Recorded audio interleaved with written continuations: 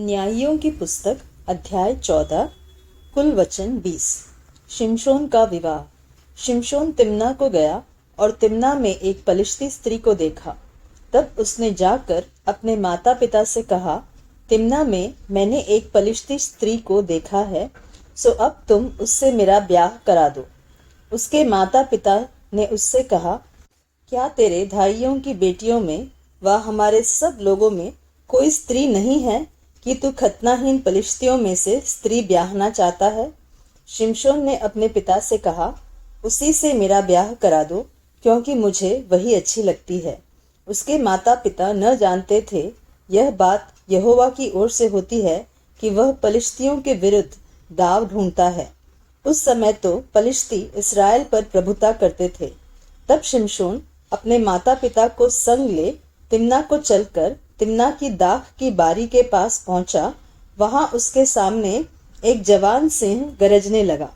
तब यहोवा का आत्मा उस पर बल से उतरा, और यद्यपि उसके हाथ में कुछ न था, तो भी उसने उसको ऐसा फाड़ डाला जैसा कोई बकरी का बच्चा फाड़े। अपना यह काम उसने अपने पिता व माता को न बतलाया। तब उसने जाकर उस स्त्री से बातचीत की और वह शिमशोन को अच्छी लगी।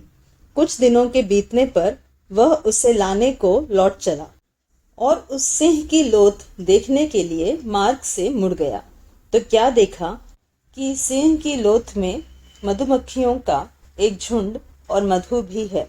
तब वह उसमें से कुछ हाथ में लेकर खाते खाते अपने माता पिता के पास गया और उनको यह बिना बताए कि मैंने इसको सिंह की लोथ में से निकाला है, कुछ दिया, और उन्होंने भी उसे खाया। तब उसका पिता उस स्त्री के यहाँ गया और शिमशोन ने जवानों की रीति के अनुसार वहां जेवनार की। उसको देखकर वे उसके संग रहने के लिए 30 संगियों को ले आए। शिमशोन ने उनसे कहा, मैं तुमसे एक पहेली कहता हूँ, यदि तुम इस जेवनार के 7 दिनों के भीतर उसे बूझकर अर्थ बता दो, तो मैं तुमको 30 कुर्ते और 30 जोड़े कपड़े दूंगा। और यदि तुम उसे न बता सको तो तुमको मुझे 30 कुर्ते और 30 जोड़े कपड़े देने पड़ेंगे। उन्होंने उससे कहा, अपनी पहेली कह कि हम उसे सुने। उसने उनसे कहा, खाने वाले में से खाना और बलवंत में से मीठी वस्तु निकली। इस पहेली का अर्थ वे 3 दिन के भीतर न बता सके।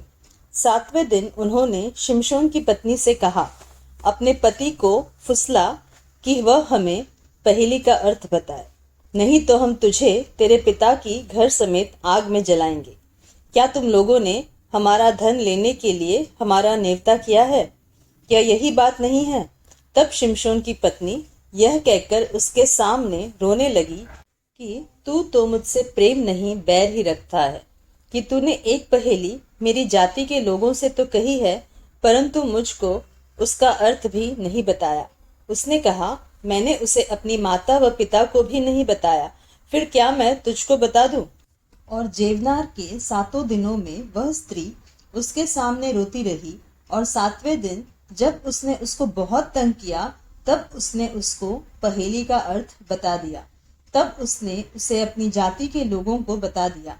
तब 7वें दिन सूर्य डूबने न पाया कि उस नगर के मनुष्यों ने शिमशोन से कहा, मधु से अधिक क्या मीठा और सिंह से अधिक क्या बलवंत है। उसने उनसे कहा, यदि तुम मेरी कलोर को हल में न जोतते तो मेरी पहेली को कभी न बूझते।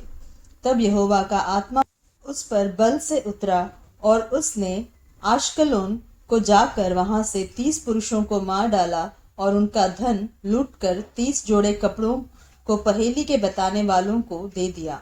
तब उसका क्रोध भड़का और वह अपने पिता के घर गया, और शिमशोन की पत्नी उसके एक संगी को, जिससे उसने मित्र का सा बर्ताव किया था, ब्याह दी गई।